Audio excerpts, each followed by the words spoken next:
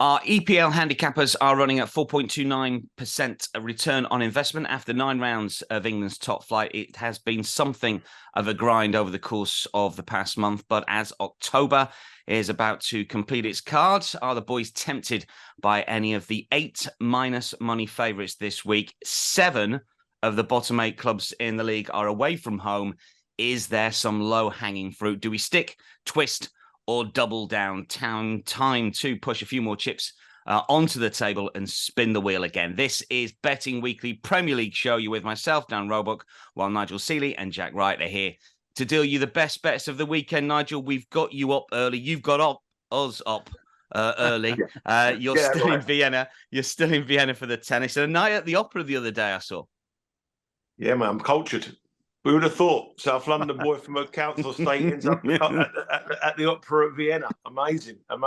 How was it? I don't know if we got a lot of American viewers on this show, and obviously working for an American company.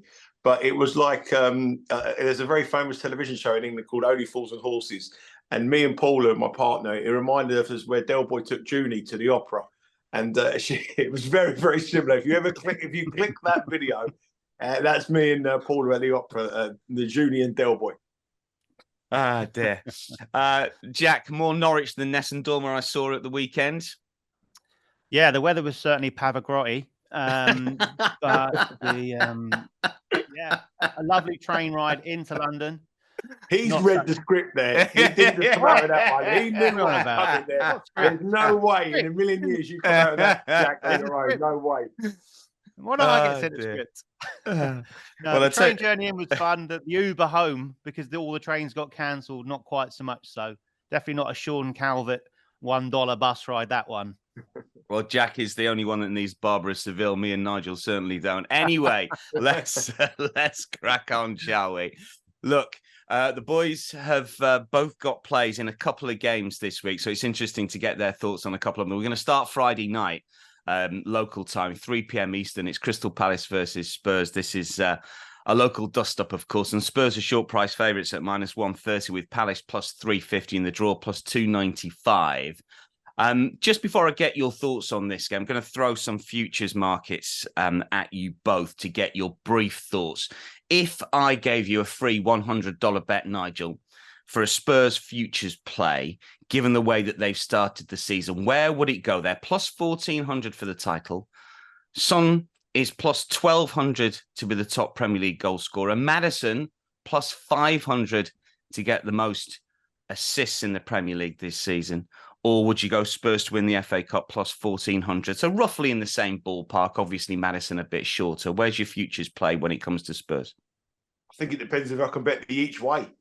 If I could bet the each way, I'll be taking Son each way in the Premier League top goal scorer market. But if it was a win-only bet, I'd probably have to go for Maddison. I mean, his partnership with Son has been fantastic. The way they've come together. Harry who is the question that everyone's been asking at the moment at Tottenham. So I think I'd go for Maddison. I said on this show that I thought the way that Tottenham play as well, that I thought they'd have a good cup run.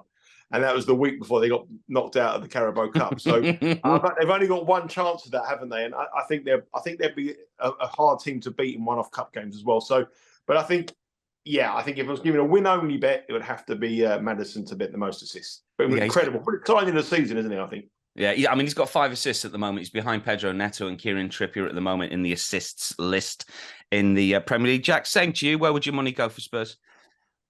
Unfortunately, I'd go with the same selection, to be honest. Don't need to touch on more why that would be the case. I guess as far as the FA Cup is concerned, if they get a very favourable draw, which is in the lap of the gods, isn't it? Then absolutely, that would look like a good price if they can avoid like the proper big guns or even draw one and knock one of them out. Because I think on their day in a one-off, they can absolutely beat anyone in the league on their current showing. For them, I think it's just about keeping those key players fit. Or free from suspension, as we'll come on to in a little while. But a 1 to 11, they got a good shot at that. But I think Maddison looks to stand out one there, considering the players that are above him at the moment and the likes of De Bruyne being out, who would normally go and dominate that market. Keep your eye on all the futures markets with Bet Rivers when it comes to Spurs. Obviously, they're a bit of a talking horse at the moment, and the boys have got plays in match in the first match up this weekend when it comes to the Premier League. It is Palace against Spurs. Nigel, what's your play first up in this one? Well, it's no surprise I'm going with Tottenham, but instead of taking them at the heavy minus money, I'm going for the minus 0.75 on the Asian handicap. Here, I'm not quite sure what the current price is now, but it was about minus 108, I think it was yesterday when I looked at this here. If you're not familiar with Asian handicaps, basically half of your bet will be on Tottenham minus a half, and the other half will be on Tottenham minus 1 goal. So we get half our stake and a refund if Tottenham win by 1 goal. If they win by more than 1 goal, we're cashing. And this season, they've just been scoring goals for fun, haven't they? They've scored at least 2 goals in every single one of their matches, barring one against Luton. But if you watch that Luton match, they should have been 4-0 up at half-time. They absolutely battered them.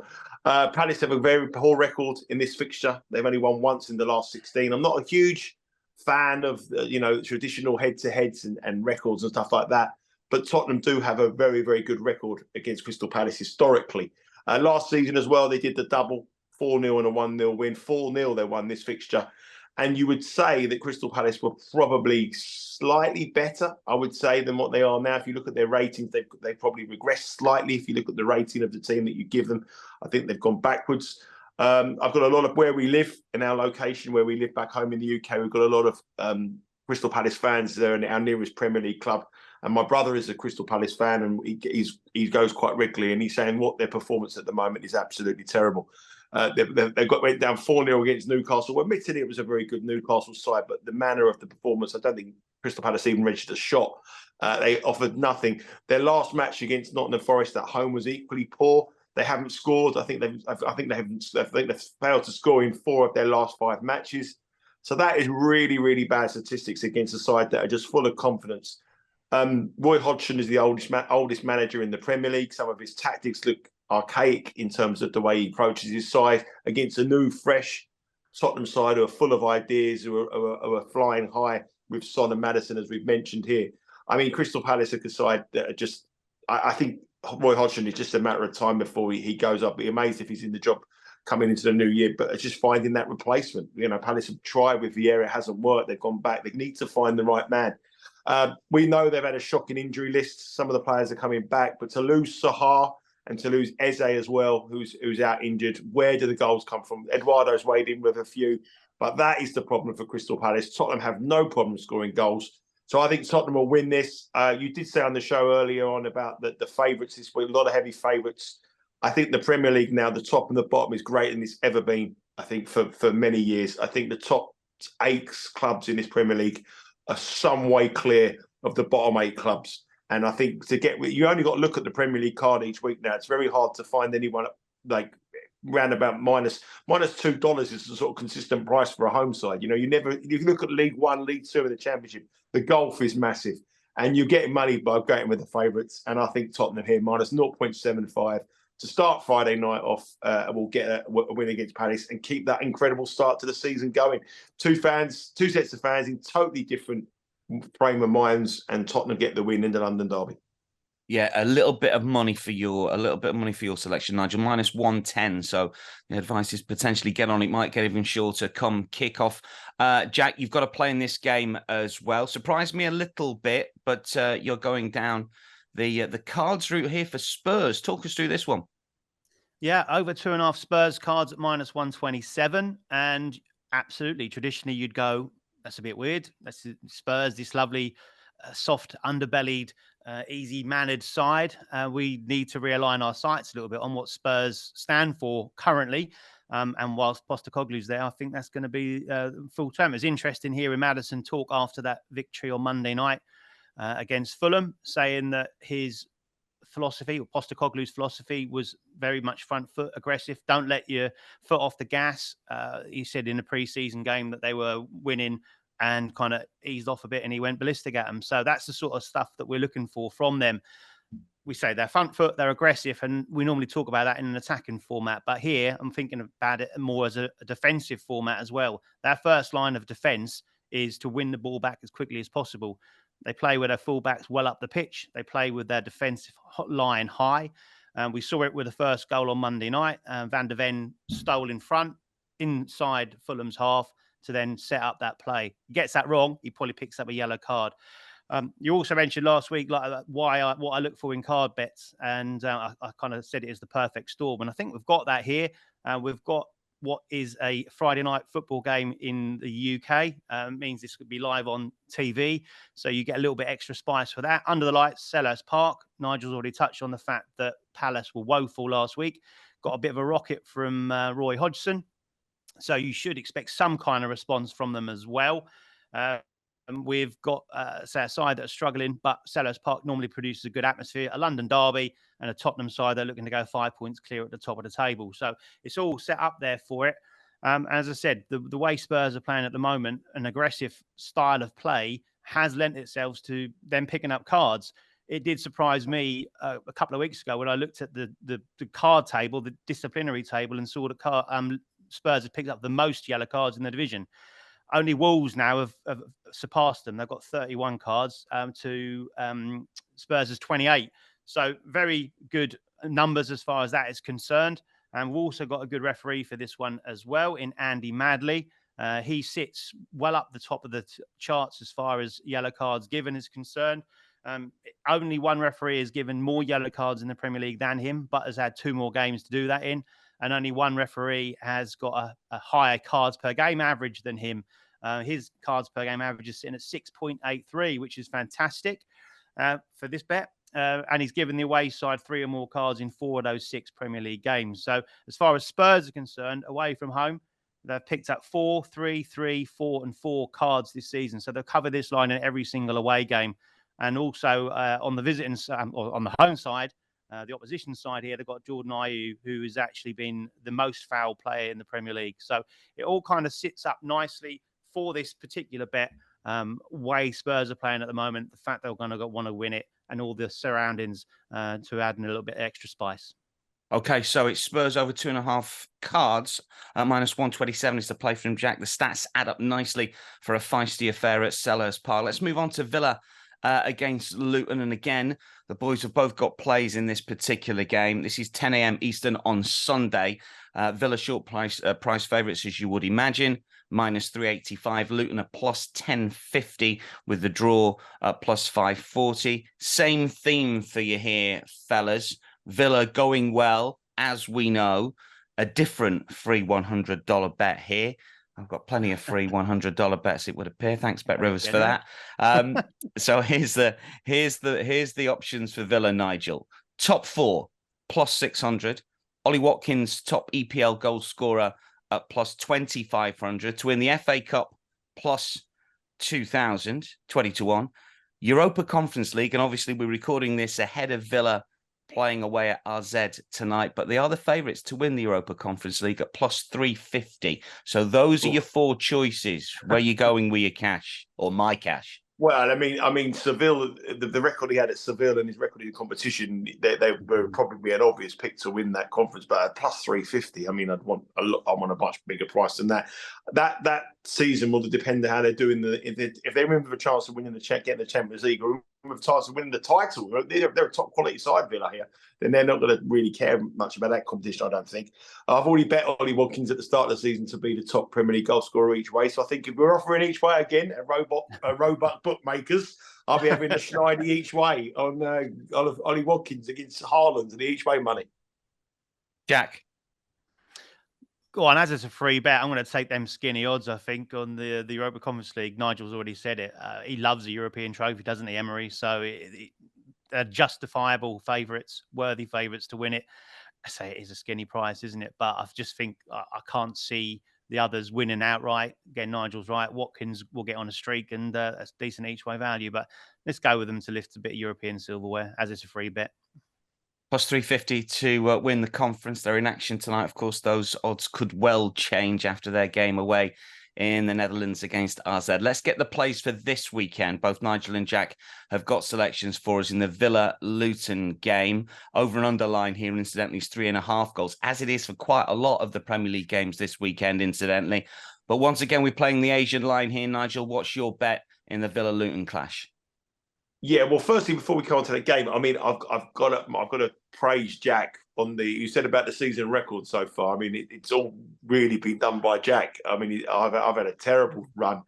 1 and 2 last week. Jack saved the team again, so he's been single-handedly doing that profit lot. So I need to pull my socks up this week. I shouldn't be. And I put in the research. You wouldn't believe it. And I was at the opera and having a look for a college. But I have been putting in the research this week. So, but anyway, I need to get that on record because he's been the man he's been the sole reason why we're in profit this season. I've been pretty poor. Anyway, let's move on to this match. I think we're on a similar. Sorry? I'm getting quite emotional. Well, anyway, I'll have a word with John to cut that bit out before it goes live. Don't worry, I've saved it already. Just for this to make you feel a little bit good. Yeah. But I'll cut. Well, Dan, what second was that? What minute was that? About 12 minutes. That's about 15 and a half minutes in. I'll get that cut out by our graphics man. Anyway, let's move on to this match. Aston Villa against Luton. I mean, Aston, I joke there. Aston Villa might be with a chance to win the Premier League, but if their home record and their form under Imre continues, they will be in there. They will be up there. They're a really good side, Aston Villa. I mean, I bet them last season to finish in the top half. I think it was. I think they were like -110 to finish in the top half, and it took me ages to actually cash that. There was a big doubt whether they make the top half, and they ended the season with Emery coming, and they finished in the top half quite comfortably. But this time last year, they were languishing at the towards the bottom of the table with Steven Gerrard in charge. Emery's done a brilliant job, as we know. Jack's touched on it throughout this record, throughout this series, and how he's each week he said how good they've been doing, and the record speaks for himself. I mean, on the current form and since Emery's charge, they'll be a side that may be at the top of the table alongside Manchester City. I think they've won something like 11 consecutive home matches now, something like that. And you look at they don't just win them; they win them in style. They win them well. And then it's going to Villa Park is a tough place to go at the moment. Everton went there, got 4 put past them. Palace got beat 3-1. Brighton 6-1. I mean, what a performance that! And last week when we bet them again, they beat West Ham 4-1. So they're not only winning, but they're winning like easily as well. So we all know about Aston Villa. We know how strong they are. They've got goals all over the pitch. Watkins is their main man. He's 2 hat-tricks already this season and goals galore. Scored for England as well. But there's goals from everywhere. They're a really good attacking side. Matty Cash, I think, has been brilliant with his assists and the way that he pushes forward for the side. So they're a side that just don't sit back. They keep pressing and pressing and pressing. And they're a brilliant bet on the Asian handicap on their home form. I think this bet really is about Luton. I mean, we look at Luton, and if you look at their results and you look at their metrics, you would argue that they've actually sort of done better in recent weeks than when they were at the start of the season. They may have surprised a few people, but if you actually break it down, I mean, the 1-0 match against Tottenham, which we spoke about, I see Tottenham similar to Aston Villa in the way they're improving, the way they play. But that game, they were so fortunate to win 1-0. That if it was 4-0 on any other day, you would accept it. I don't know what the XG was for that game, but I reckon that Tottenham would be touching almost 3, the amount of chances they had there. But in these sort of improvements, if you look at their road games, they've already they've conceded 4 against Brighton, they've conceded 3 against Chelsea, and they've conceded 2 against Nottingham Forest. Admittedly, the Nottingham Forest game was a 2-2 draw, but they do concede goals on the road. And when you consider how strong Aston Villa are and how the crowd is crazy and the atmosphere is crazy there, I'm going to go for Villa here on the Asian handicap -1.75 to keep that brilliant, strong goal-scoring home record going. And that is a bet on the Asian handicap where half your wager will be on -1.5 and half your wager will be on 2. So a 2-0 margin win for Aston Villa. We win half our stake. And if Aston Villa can win by more than 3 goals, which they've done on numerous occasions in the Premier League this season, I will get all the money. But I think Villa are so strong that I think this is a great matchup against a Luton side that we know will try to sit back and contain them. And I think that's the worst thing you can do against Villa. I think Villa, if you sit back, they'll have a field day and get goals. So Villa can continue that excellent home record under Emery, and they'll get their 12th consecutive home win, and in style -1.75 against Luton, which is -107 last I looked. Very similar bet from Jack, but slightly safer. Indeed, yeah, slightly less aggressive. I've just gone on the -1.5. So for this one, a 2-goal win or more gives us a full cash. So I think we've got it nicely covered here. I would expect a 3-4 goal margin, but the fact I could just about play this just about came in the odds that I'd go for here, and so slightly safer option. obviously all the same stats. It's the same bet in essence, just with a slightly different line. But this is their first home game following a European night, but they did play a League Cup tie in midweek previously, and they resoundingly beats Brighton 6-1 after that one. So a similar result wouldn't be a massive surprise here. Nigel said we cashed on this last week when they blew West Ham away. Sensational record under Emery. I will just touch on those stats for those that missed it last week. But 34 Premier League games under Emery now, 68 points in the bank. Won 21 of those games, only lost 8. Puts them now third over that period of time since he came to the club in the whole Premier League. Only Man City and Arsenal have picked up more points in that space of time, which shows you the where they're at the moment as far as where we should be looking at their rankings and their ratings in our league, our own league table sits. So fantastic stuff. And at home, the 4th best home record, only behind Man City, Liverpool, and Man United. So absolutely phenomenal turnaround from when he took over from Steven Gerrard. And I say this season, yes, they've won 11 on the spin, which is absolutely phenomenal this season.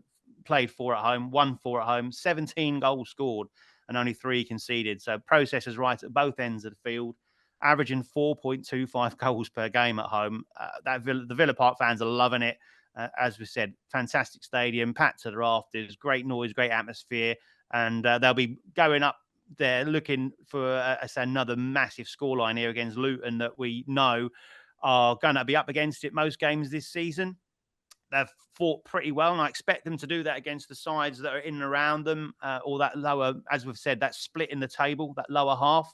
But against elite, which I certainly put Villa in at this moment in time, then, yeah, they are going to get found out a bit. We said, Nigel mentioned it, Tottenham had a man sent off in that 1-0 win as well and should have been 3 or 4 up. I haven't quite got the field tilt on that particular game, but I know it was pretty high. And but look, let's look at Chelsea and Brighton. Take all them comments back. Let's talk about the Chelsea and Brighton one. They both won their game against Luton this season, their home game, by 3 goals. So we should expect a very similar scoreline, if not even better, from this ruthless Villa outfit. And so we expect a bit of rotation between the two games. They've got a good strength and depth. Nigel talked about it. Goals all over the pitch. The flying Polish fullback, Matty Cash, doing extremely well. Douglas Luiz having a phenomenal season as well with a couple of goals again last week. So he's doing well. And yeah, this looks like an absolutely cracking selection. And expect both of us to cash on this. Just on the Asian lines, and Nigel, we've talked about the fact that there are some heavy favourites in the Premier League. There are going to be teams that are going to cover those Asian lines, and Jack put up Spurs last week, and that cashed, and you've both put up Villa here. Certain teams you can play that, other teams might be a little more conservative, and you wouldn't back them over the Asians line. I mean, I'm looking at maybe even Serie A or La Liga here. If you're looking at an Atletico Madrid or an Inter, you know that potentially they're not going to keep the foot down and get that 2nd, 3rd or 4th goal. But in certain leagues, certain teams, that potentially is the way forward just to try and improve your return. And especially with the way the goals are flying in at the moment in the Premier League. I mean, the goal ratios are up. Teams are scoring goals, especially at home. There's lots of goals going in. The other thing, a lot of the reasons why used to oppose the Premier League matches was you used to think that, used to look for teams that wouldn't concede. So you used to think, okay, if a team doesn't concede, they could win 2-0 on the Asian handicap. The thing is now, the 2 teams we've spoken about do concede, but they've got so many goals in them. So, it's unusual that you're going to cover 8. When you see an opposition team score and you cover an Asian handicap at -1.5, the first thing you think, I've done my money. But now the other team is scoring. You know that these teams in the Premier League are scoring 3 or 4 goals because their attacking threat that they have is so strong. And I don't think any other league in Europe has that.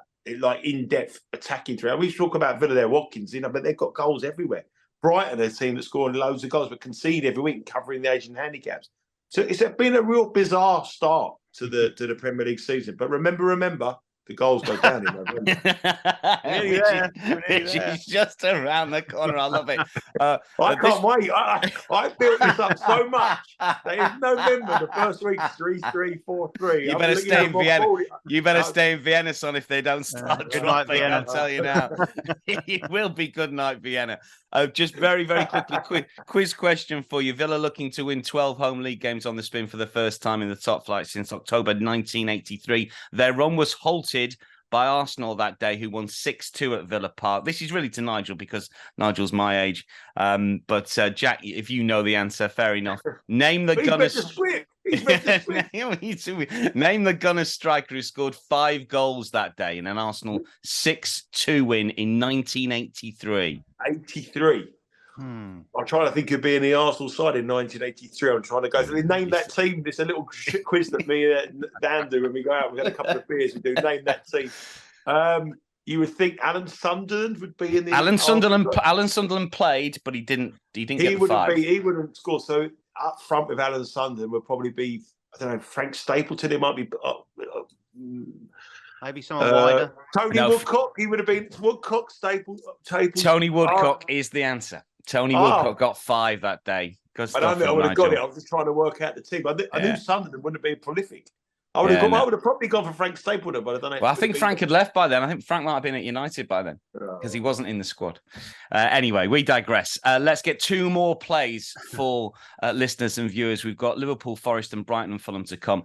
Liverpool, Forest, and Nigel. This is a 10 a.m. Sunday kickoff Eastern time. Liverpool favourites -375. Forest +900. Again, we are sticking with the Asian line here. Nigel, what's the play? Sticking with the favourites again. I mean, this show is probably one of the shows that I've gone against all the things that I've tried to do over the years. I've sort of realised that now. You've got to develop your style. Yeah, you're not working for Sporting Next in the 90s anymore, Nigel. Come on, move on. I never worked for them. I never worked for them in the 90s. But anyway, the thing is, right, is that this is my way of like getting with goals, but not betting the overs. It's another way. Another clever way of doing it. I'm trying to like stick with my underbet until November comes, but this is like getting the overs, cheering the overs, but without actually necessarily saying I've got the overs. But I'm getting with favourites. I mean, I look like a typical public better doing my money and then just finding 3 heavy favourites and lumping on it. I'm doing everything totally different than what I've ever done. Anyway, I just going back to that thing I said there. I just think the top is so much better than the bottom, and I think teams are winning easy. Now look at Liverpool. Now Liverpool, to me, what I've seen from Liverpool, they're not playing well. They're not playing at all well, and they were at the top of the table briefly after that win against Everton. You wouldn't even, that Everton. How did I not cash over 5 cards in that Everton? Oh, you're unlucky. I mean, and it should have been a sending off there for Liverpool, and obviously Conte, and then you would have cashed easy. So I can't believe I never cashed there. But anyway, let's not look back, look forward. But I don't think Liverpool are playing well. I really don't. But they're winning games, and they're only lost 1 all season. I still don't think he knows the best team he's got. I still don't think they know the players who've come in have really settled. I don't think he knows what to do with Darwin Núñez. I know he comes off the bench. I don't think he can adapt Núñez and Salah. But Salah's been getting him out of trouble. When you've got that goal threat from him, from penalties, from open play, whatever, you've got a chance. They didn't play at all well against Everton, and they covered the 1.5 handicap. They didn't play. So they didn't play well against Tottenham, and they're down to 9 men. I know Tottenham scored in the last minute, but they should have got a draw. They didn't play well against Newcastle, and then they had a player sent off, and then they won it in the second half. I think if you are better of Liverpool for the title, which I am, I'm delighted where they are, because I think they're going to come good down the stretch when other teams aren't going to come good. You look at Tottenham, they're playing the best they possibly can. You're looking at Aston Villa playing the best they possibly can. Liverpool have got gears to go into, and I think Liverpool, the way Liverpool are, Arsenal are playing exceptionally well, probably better than many expected, and Liverpool just under that radar. So I'm really happy about them, and I think they pick up 3 points here in a comfortable win. If you look at this fixture again, I'm going back for like for the last 4 matches that they've played. I mean, it's not really much relevance again, but Liverpool scored 16 goals in this fixture at home in the last 4 matches. They scored 3 goals, 5 goals, and 4 goals twice. Nottingham Forest have got that terrible road record last season. That was the worst road record in the Premier League. It was their home form that kept them in the Premier League. And when they beat Chelsea earlier in the season, we were sitting here going, I was sitting here going, oh, they seem to have recovered from that road record and they could be a side that could push into the top half. Since that win, they've gone backwards. They haven't won a game again on the road. They've got look tired. They don't look like they're a threat. And I think they'll go to Liverpool, and I think Liverpool will be very, very relieved to get over the line against Everton. I think Liverpool are going to smash someone coming up soon because I think they haven't all clicked. And when they all click, I think they're going to put 4 or 5 in a real hefty performance. And I think this is going to be the one here. So I'm going to go for Liverpool minus 1.75 again, which is the same handicap as Villa. Again, we win by half our unit if Liverpool win by 2, and we need them to win by more than 2 to cash both. They've scored at least 2 goals in every single home game. They've covered the 2-goal spread in most of their home matches already. All of them. Is it all of them? I didn't know it's all of them. So at home, they're very hard to beat. They do score lots of goals, and they played a team that over the last season and a quarter have the worst record on the road in the Premier League, and the team that they've played in the last 4 matches that are averaging 4 goals a game when they've met them. So Liverpool to click, come good, and really do the business over Nottingham Forest. Brighton Fulham next, again Sunday, 10 a.m. Eastern after Brighton's exploits in Europe, and obviously Liverpool are at home to lose as well. Brighton also in action against basket case that is Ajax at the moment. Jack, you've got to play this one. Brighton minus 195, Fulham plus 480. The draw is plus 380.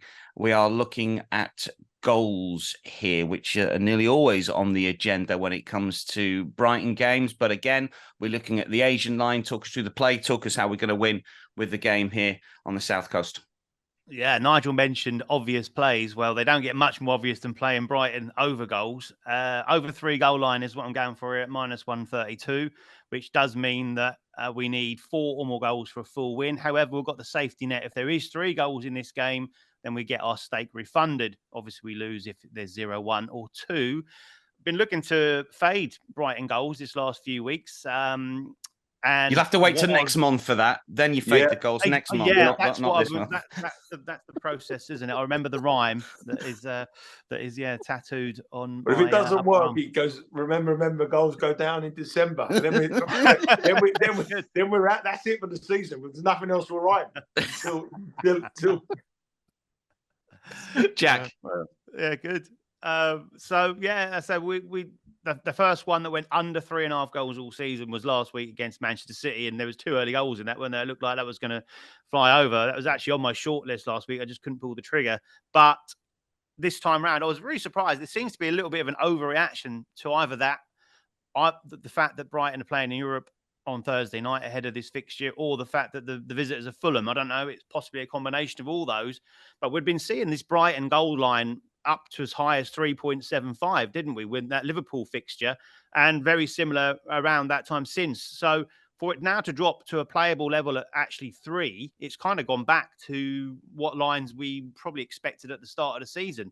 So we can play this now effectively as an over 2.5 goals bet on the basis that we're getting the push and the refund if there is exactly 3 here. So Jack, before you come on to the stats on that one, do you think that's because that everyone looks at Fulham and thinks without Mitrovic they just don't score? So effectively, you're playing Brighton goals.